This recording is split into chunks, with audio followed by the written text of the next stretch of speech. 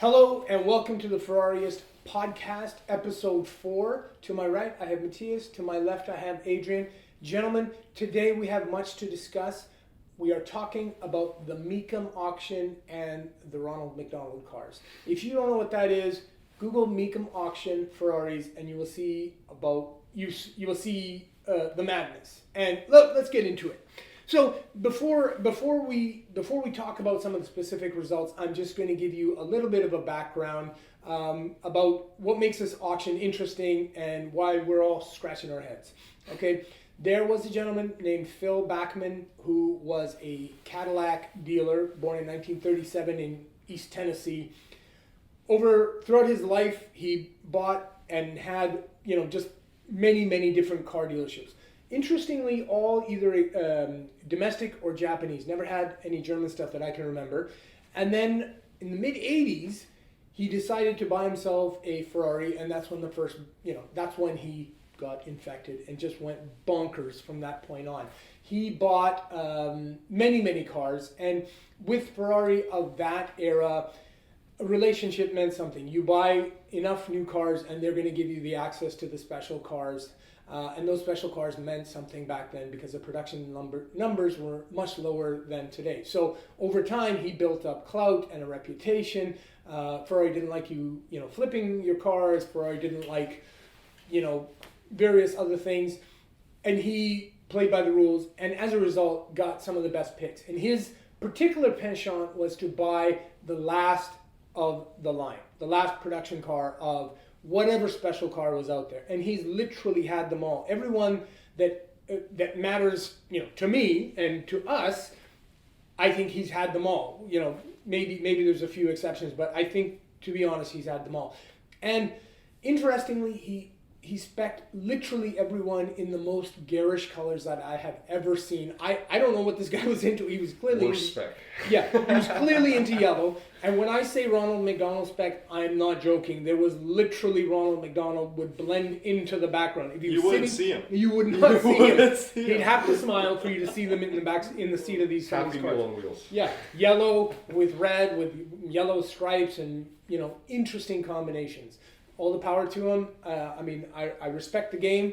Unfortunately, Mr. Bachman passed 6 months ago, I believe, and now his cars have all gone to auction en masse.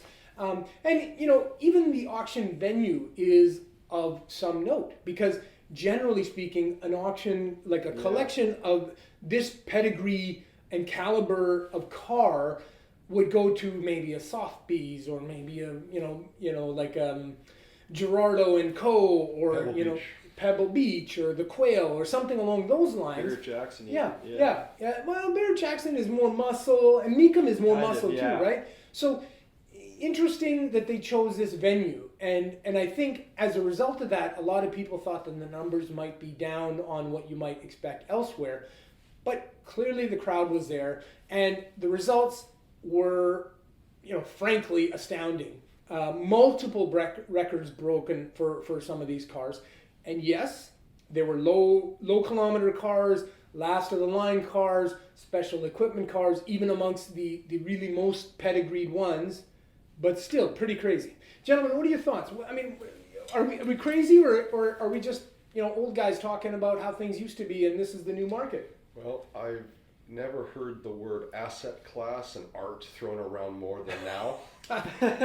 In that auction, and sure. And I do think that it's not necessarily a trendsetter. I think so. A lot of these, because you said Phil Bachman had such a strong relationship with Ferrari, he could get whatever he wanted. If you wanted a Ronald McDonald bobblehead on the dash, I'm sure they would have done it. They probably did.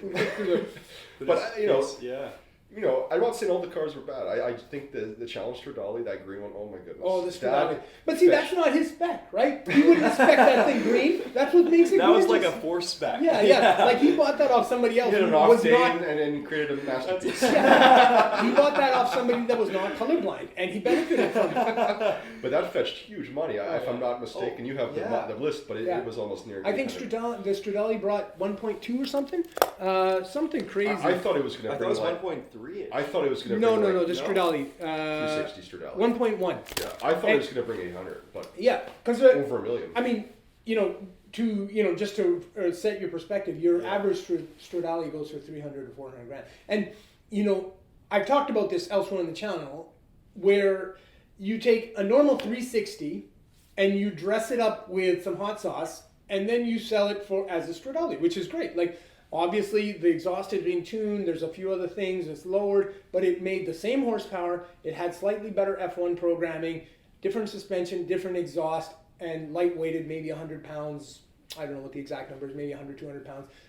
So not insignificant changes, but to now sell for 3 or 4 or 5x, well, you take this Stradale and you compare it to a nice, clean 360 coupe, which is going to be F1 because the Stradale only came in F1.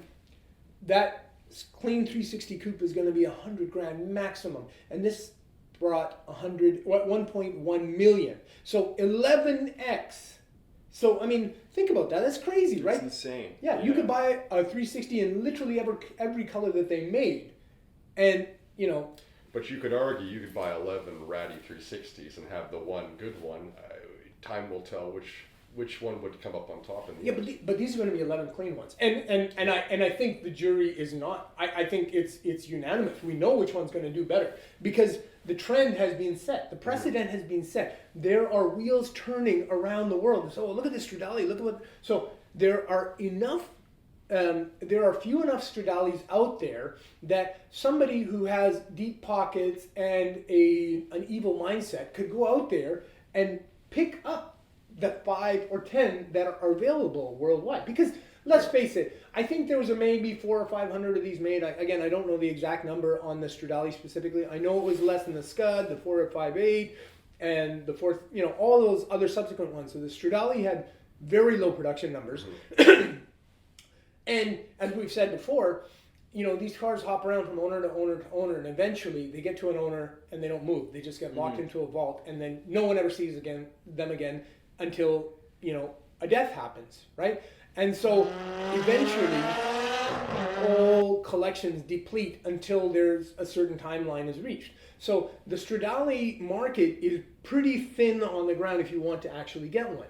And so it's not inconceivable that somebody could go out there and buy every example and reset the market. And this is, a catalyst for a market resetting event. Yeah, to add to that, Rosa and Seen Through Glass, not sure if you follow him, great guys. They both have 360 Stradales. Actually, I think Rosa used to daily drive his black one. But his is going to be like, of questionable provenance. I would imagine. Of course. But I think. Is his a rebuild or? Oh, he's totally restoring it. Actually, another topic for later. But to your point, this car is not going to be considered in the pantheon of great Scuds, and so. Rosa is a man after my own heart. Like that's if I was going to buy a Scud, that's the Stradale. That's one I'd buy. Seen Through Glass did a very nice restoration. Yeah, he would did a buy proper paint job, yeah. changed the interior. That adds so much value to the modern younger collector. Well, exactly. That wants a 360 Stradale. So I do think there is a trajectory here. 100% on these cars. 100%. And that the Seen Through Glass car, I don't know it specifically, but I've heard peripherally it mentioned and what he's doing with it. And I listen to his podcast now and then. His car is the type of car that, one, is not in its permanent home, and two, value is being added to it at this moment, right? And so that, potentially is going to enter the stage down the track. So this is one of those ones where there's an opportunity to reset the market. Somebody can go and buy all these cars, because I'm sure at the right price that car would be for sale. I don't know for certain, but I suspect. And ones like it, and then just hoard them, and then trickle, drip feed, wait for a market cycle where that's supportive of high values, and then drip feed these things and have them at really high reserves. I think there's legs to this. Like as we've seen before, in a bygone era, I think 2015 or 17 or something, the first Ferrari 599 with a manual, one of the first ones that came back up for sale and brought big numbers. It brought 6x what a 3x or 4x what an F1 599 brought. It went from like 600,000 or 700,000 US, and standard car was going for 200. It was like a base model car too. Yeah, and that reset the event. Yeah, all these manuals were base model cars, right? But from that point on, everyone's got it jammed into their head that a manual 599 or 575 or 550, that's the car to have, right? All 550s are manual, of course, but the 575s and the 612s. And so that was a market resetting event. And I suspect it's hard to know which ones of these cars are going to be the most significant sale in viewed from posterity. But I am certain that there are going to be market trends that have been established here. So I'm going to just read you some of the results here. Why don't you read them? Yeah. If you So can read we my have writing. the Enzo Yeah. 17.9, Yeah, million, yeah. F40 6.6. So for context, the standard, like the going rate on an F40 is like $2 million, right? 2 And to that, 3, yeah. yeah, that might be a driver example. That might be a red example. I think this one would probably, was it yellow? No, it was red. It was They were red, both, they were red, both yeah. red, yeah. A normal spec. And interestingly, they both brought, he had two of them. One went for 6.6 and the other one went for 5.8. Again, 2 or 3 times the normal. Why? Probably, I think the guy only had like 700 miles on it, number one. And, maybe it had some, custom whatever done to it. I don't know the specific specs on that car. But again, 3 times the standard. So, for people of my generation, the F40 is a car to have, right? Yeah. I would love an F40. I mean, I would love anything on that list. Yeah. But I'd take an F40 over an I don't Enzo. know Yeah, about me anything, too. not that 550 Barchetta. To me, that was the That was ugliest one That of the was lots. really ugly. The ugliest one. Yeah. Barchettas, and 550s in general look horrible in and yellow. that spec, oh my Yeah. God. Yeah, I think yellow suits some cars more than others, and that Yeah. 550 Barchetta is pretty hideous. I will agree with you there. But still, I mean, I wouldn't kick it out of bed. I would still, I would still grab that car. I tell her to leave. Interesting. I respect a man with principles. I'll take a but- 612. It's funny, and like the that's it. spec we like on the F40 is like the only car you can't really change the spec of. Absolutely. Unless you're like a Sultan. Absolutely, But absolutely. you heard the Enzo had 2 sets of seats. Oh, really? He had the original seats, never used, taken out of the car, and he put some, Ronald McDonald seats in it. But if you put the original seats back in, I think that's better. It drops the value. No, yeah, it's because the it's, name. it's going to drop the value because now this is This going to car be is known for associated this. with the Bachman We have to collection. keep both. You got to keep it with the car. It's going to be obviously. like But its own market of the car. Yeah, But how Exactly, many exactly, Enzos exactly. come with the second It's set of cool mid now that seats? it's sold for 18 million. Well, I would agree with you 2 weeks ago. Prior to this market, to Yeah. this sale, I would have been like, put the original seats back in. I mean, and these see. are- maybe these you are could the get some seats. numbers, right? Yeah, but now if you sold this car in the next year or two without those seats, it hurts it's the no value. longer the Bachman 100%, seat. Yeah. 100%. It's like the I- Banksy showing itself. Yeah, right? exactly, Same thing. exactly. All right, keep going. What Well, else? we got the 288 Yeah, for that- guess how much? Bianco Speciale. my personal favorite of the special edition cars. The lowest production number out of all of them, I think 280 or something. And 8.5. yeah, see, that's not even that bad. Sorry? How much? 8.5. For the GTO? Yeah, 288. 288. Oh, sorry. I'm sorry. Yeah. I'm thinking of the. Yeah. 250. No, sorry, I'm sorry. Yeah, the 288 I think was red. It wasn't Yes, it was yellow, red. It right? was red. Yeah. It's red. Yeah, because I think they all came in red. And to be honest, that's probably my favorite one. It's essentially an F40 in different form, like similar, same engine, but just cooler. It had that those flared out arches, and you could see that this was a passion project rather than a marketing exercise like some of the later ones had been. So 288. I mean, and in 288, the market has been around 4 or 5 million for these, which I think relative to some of these numbers that we're seeing, like for the Enzo and for the other ones, I think the 288 is. I'm not going to say bargain, but One of the Sure, rarest looks cars like on the it. list, Yeah, for sure. yeah. Production-wise, Exactly. it's super hard to find yeah, any 288s. exactly, Yeah. exactly. So I don't know if this was an issue of low spec or higher kilometers or whatever kept that market down, or And it's maybe a good spec because it's not really a spec. It's well, they all came the same way. Yeah. There was no customization in those days. You had what you had. Thank and God. then- yeah, you went with what you got. God right? willing. Yeah, exactly. Okay, Yeah. keep going. We got the 288 for 38.5. Or 250. GTO. 250, GTO. the Yeah, 250 GTO. And so I think this brings up an interesting counterpoint to what we've been saying. Now, if you'll recall, the high point of GTO sales was $70 million, and that was 5-7 years ago. The owner of WeatherTech floor mats Yeah, bought that car. yeah. So 1/3 of his net worth. Yeah, so Oh, really? $70 million, right? And Yeah. so for this one to only bring 38.5, I mean, obviously that's a shit ton of money, but it's interesting, and it really speaks to the point that the car market is a dynamic, fluid entity.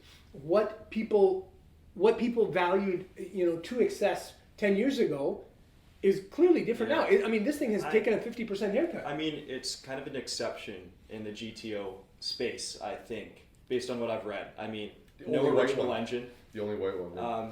and it's also right-hand drive, but it's also the only white one. Maybe So the right-hand drive might hit it. It might, but Yeah. okay, here's my counterpoint to that. So we talked about the 288 being a low production Ferrari at 280 units or thereabouts. This is 36. 36, Yeah. exactly. So Yeah. so at Doesn't that even stage, matter. As at long that as you stage got it a doesn't shell. matter. At that stage, they all have It accident. runs. They all have accident Yeah. damage. They all have Yeah. different engines. They've all been rebuilt. Well, this one's never been rebuilt. Interesting. It's So actually never been fully restored. Sorry, it's So been only refreshed, Hmm. but it's also never been fully resprayed, allegedly. Yeah. And it's also been raced by a bunch of famous people, so, So, it has so- provenance. yeah, so the racing history was the point that I was going to get at. Now you can get into, did it win a Le Mans, or did it come here, did it come there, did somebody second die in it, place. something horrible. So if it came into second place, then that is a pretty significant race history Yes, too. So yes. all the more reason to be somewhat surprised at what's, I think, a weak number by comparison to these other cars. But it just shows the trend and the strength in the 90s to 2000s supercar market. Yeah. It is a very strong market, and And you know, just apparently, even the GTO didn't hit like their prediction Yeah. in terms of price. I think that's So- I think and that's soft It on that took car. like a bit to get to the final So bid. yeah, actually, Dana Mecum himself came out there and he, That's what it stalled says, the yeah. audience. I watched it. I was actually like, wow, this guy's a born sales guy. But he after a couple minutes, they got the bids. They got past past the reserve. I mean, and it showed up, and I'm like, wow, $35 million reserve. Wow, and it went up a little bit more from there, but not much. And Yeah. there was a lot of finance money in the house there. I don't think they wouldn't know be what the car is. surprised if that thing comes up in another year or two. That was just like a They never whatever. come up. I think. No, but this one might, because it was like, Yeah. people set out to buy a car like this. They don't just be like get sauced at an auction and say, hey, look at that GTO, let's bid $40 million on it. David Lee, I think, was prepared to pay whatever it was going to Oh be yeah, I went to David to Lee. buy that car. Okay, no, you're wrong. You're not wrong. That's not going to go away. I forgot that it was him Oh. that he bought it. He'll keep it for a while. I'm Yeah, sure. but It's he's the got trophy of his all. collection. Yeah, he's got Trophy. all of the special cars. Yeah, so yeah. so to have one of these, I mean, I think he stole it, especially for a guy with his wherewithal. Yeah. That was well bought. Really And- good buy. Yeah, Really good buy. Yeah, I think he bought his 288 for like 1.5 or something, and I'm not sure. Do you guys know? Did he buy a yellow 288? I Because think he's trying to get the yellow and the relish and the mustard. Ketchup. The relish mayo. Mustard. The mayo. which kind of problems. I love it. I respect it. But yeah, so that was a standout for me, to be honest. Yes. Go on with the rest. Yeah, so we got the F50 at 12.2. Again, that's a $5 million car. That was a yellow one, right? Not sure, but we also got Probably a the yellow. 550 for 1.3. Yeah, that was the Barchetta, I think. Yeah. Yeah. Yeah. 299 GTO for 2. Again, that's $1 million car. The Scud Mm. for 2. A Scud's a $400,000 car. And the worst specs guy. 360 Scud 1.1. Strad. Oh, Strat. Yeah, we spoke. Yeah. Yeah. So sorry, my writing's horrible. But yeah, so the Scud, $2 million, $400,000 car. Barchetta, 1.3 for 3 The for. 16M was a matching spec to the. Oh yeah, I think that I might think have been similar that. money No, effect. that was a Scud 16M. My Gotcha, apologies. gotcha. Yeah. So Yeah. the Scud 16M, they only made $499, which is a lot lower than the Scud Coupe. So fair enough. Maybe I don't know what those go for, but I know that they don't go for $2 million normally. So all in all, pretty ridiculous numbers. Yeah. And we're sitting back here in the cheap seats. I don't know about you guys, but I don't think I'll ever be in a position. I know I'll never be in a position to walk into one of these rooms and expect to buy a car. But there's a saying: rising tide float all boats. So what does that mean for the bottom feeders like us, right? In terms of, buying a first Ferrari or getting into the market or, walking up the market.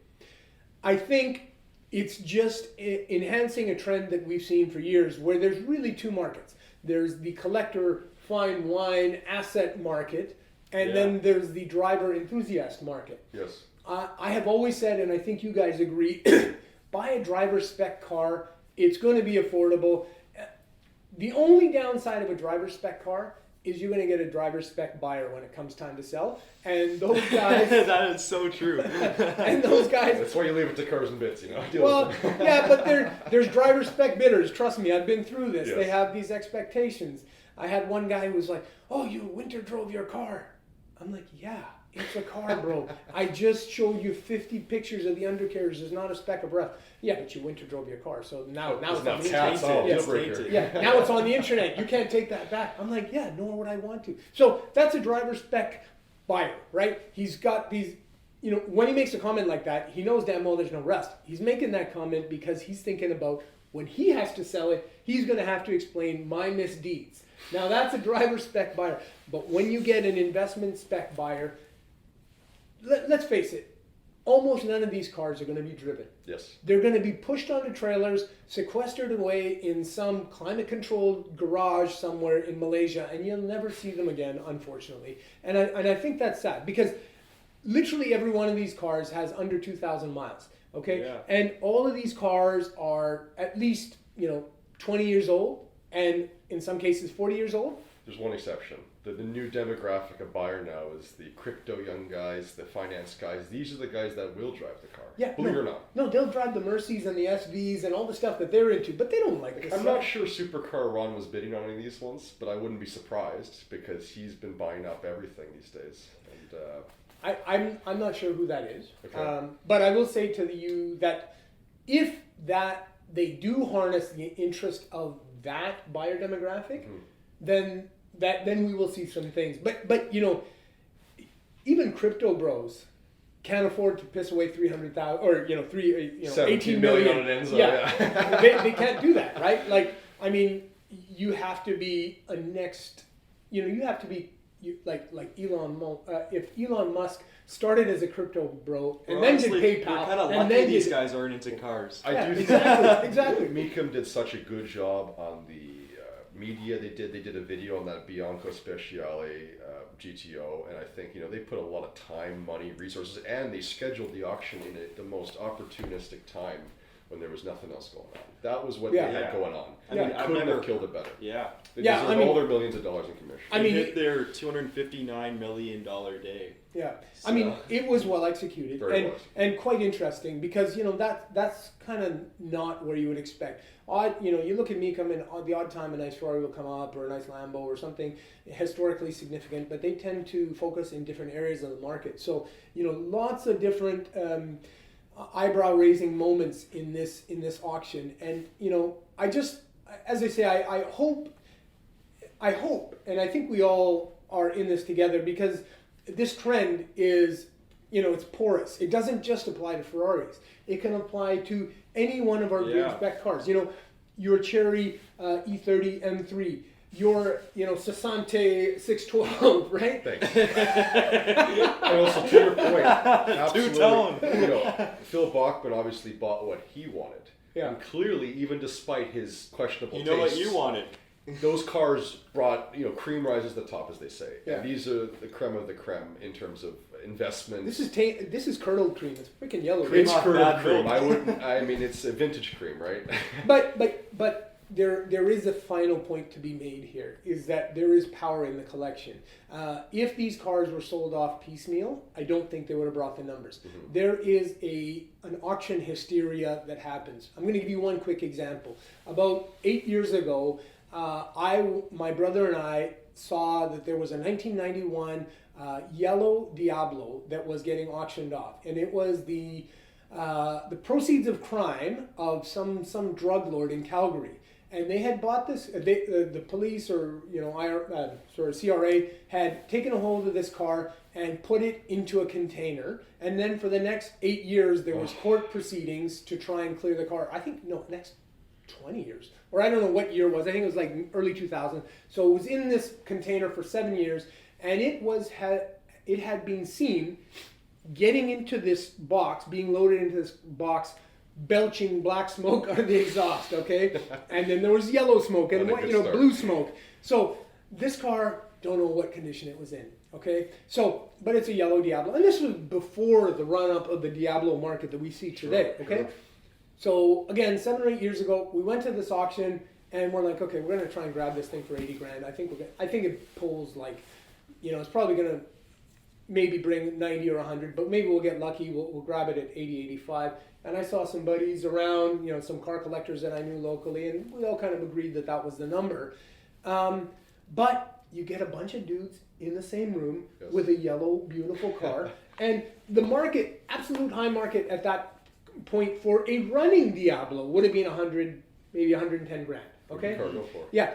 This car, which needed a rebuild, which had sat in an unclimate controlled, moist box, in Calgary, where it goes to minus 30 moist for weeks on end in the wintertime, and then in the summer, everything, you're gonna have to take that whole thing apart before you put it back together. That thing brought 155 grand, and the reason was because there was way too many dudes, way too few cars in a room, and everyone wanted to outdo their neighbor or wanted the yellow car. I mean, there's actually data about this. They have looked at what men's mental capacities do when they're confronted by a beautiful woman. And there is data to show that you get stupid when you see a beautiful woman. Now, you can recover, but it does happen. And I would submit that the same thing happens with cars. And I think it happened in that room, and I think it happened in that Mecum auction house. Well, especially with the higher end bids on that Enzo or even the 250, because it really came down to really two guys. Yeah, exactly. And they were bidding up each other, $500,000, $1 million a piece. So, do you think that the next day I'm better than you, there was some horrible hangovers and some head scratching and some $20 million Visa bills? Like, do you think there was some buyer's regret? Just put it on my index. Oh no, I don't think that level of money gets to that point. No buyer's regret? I don't know. Yeah. Like I said, how much money do you have to do to spend 17 on a car? Art. It's you like gotta art, have like $1 billion in the bank. Well, exactly, and it brings up another point where this is what car collectors talk about all the time. It's the same as having real estate. You buy an asset, whether it's a house, whether it's a car, and it represents a small percentage of your net worth, and then that thing goes and outperforms all the rest of your portfolio by a significant margin, and then it goes from 5% of your portfolio to 30% of your portfolio, as in the case of that WeatherTech guy. Yep. All of a sudden, the calculation has changed completely. You can't own it. Can you insure it? Where are you going to store it? You know what? Talking about that, I mean, recently a guy on YouTube who's like a Volkswagen guy, back like 5 years ago, he bought his dream car, 4-liter GT3 RS, the 997. Nice. And he bought it at a time where it's probably like 200. Yeah. And he got priced out of the dream car. Now it's 800. Because some rich younger guy than him came along and said, I'm going to splash this cash. Yeah. And he took him for the test drive after he drove it. He's like, you manhandle this thing. You drove it harder than I would have drove it because I just don't have the money to do it like you do. So it's totally right. Yeah, it's just outgrown his ability to hold it, and so then it goes into the next demographic, and they have completely different. And designs. It's not like they don't use it; they just use it in their way. Yeah. And some guys, they go in there and they're going to say, I'm going to walk out with that car with no matter what. Yeah. That's their mindset, and that's what makes them feel good, and that's why they go back on the yacht in Monaco and they're drinking some champagne. Yeah, I mean, good for them. I just hope that they use the cars, and I know they won't, but and because the thing is, to be honest, any one of these cars is going to need a rebuild before it gets driven, right? Because they all have like 700 miles. Like, I mean, if we're rolling it off auction blocks every 50 years, maybe not. Yeah, like that each engine is going to have to be taken apart. None of those cars can be started. The F40 is just going to catch fire. Exactly. Like that fuel cell is going to be leaky as it's probably leaking all over. If there was fuel in it, which there won't be, right? Well, I just want to bring this up. The good and the bad, for sure, from my perspective, is the good is, of course, this will bring up not everyone's car values to the extent of this kind of value, but it will bring everyone up a bit. I do believe in that. So it's a bit of a bump, not like a huge bump, nothing overnight changing, but. The bad is, it's going to make buying these cars a little bit more difficult to some extent. I mean, especially Yeah. is everything will start to go. I do believe it's all in a trajectory right now because of new cars being really over Yeah. tech and not drivers' cars anymore. I mean, ultimately, it's just going to present you with a choice that you've always had. Are you going to subscribe to the idea that I must get the best and I must get this 3% better spec car for 300% of the price? Yes. Or do I get the 5% lower spec car for 50%? But I do think it's the F80 buyer, the guy that wants the F80, but really can't come to grasp with a V6 and no sound and no emotion. Yeah. And really does think that, you know, if I'm going to spend $5 million, might as well buy and appreciate an asset like an Enzo or an F50. Maybe it's the F80 buyer if he was 20 years back. Then he would have bought the new Older, one. yeah, and he's aged out because he's not interested. It's like Sure. the brand's becoming something that he isn't. Exactly. So that's why he's going back. I agree with you. I agree with you. But you know, then there's that data about the Veyron, the average Veyron buyer. He's not using this as his other car. I think the data was that they have on average, I think either 17 or 34 cars. 30 One of cars them- plus. And Yeah, like and and five- two two helicopters. That's right. and like right? two yachts Yeah. or something Yeah. like that. So Yeah. in all reality, in all likelihood, the guy who buys this probably has all the other ones too, or has the capacity to buy That's them. right. It's just whatever Yeah. for whatever reason, this car speaks to him, and maybe he gets into it, and then he's likely to be a serial And buyer. I think you're right. Spec has to do with it, like you said, the Enzo, because it's been so highly publicized now. It's out there. You can't take it back. I think it's going to become sort of that holy grail unicorn Absolutely. status. Yeah, Yeah. And I think that's probably brought up some of the laggers like the Barchetta and like like the Scud. You know, these things are obviously very special cars in their own right, but they're not at the same level as maybe some of these other cars. But they were sort of brought up, by all these other The stuff. 355 was an F1, by the way. It was such a downer. I was looking at the 355 last production, right? And I'm like, oh gosh, it's an F1. Of course it's an Please. But you know what? I think I will say there's a few of those cars that look damn good in yellow, and I think for the 355, yellow is the best color. Actually, it looks good. Just the interior needs to be retrimmed, and Yeah. he trimmed the front trunk all in leather. That's bold. A spare tire chilling in leather. I like that. It's like the Singer rear engine. I leather like that. thing. I like that. Yeah. Pretty wild. I mean, it's like not that. usable, Pretty but It's wild. like it's got to be cozy. Yeah, it's not usable. Yeah, God knows what you could do in there, right? Anyways, thank you. does. Yeah, exactly. He's got some ideas. Thank you again for joining us on this episode of the Ferraris. Please let us know what you think. Do you think these were ridiculous prices? Do you think they were good buys? And if so, which one? Like, subscribe, hate, let us know what you think, and thank you Everything. for joining us. Yeah. Talk to you next time. Fellas.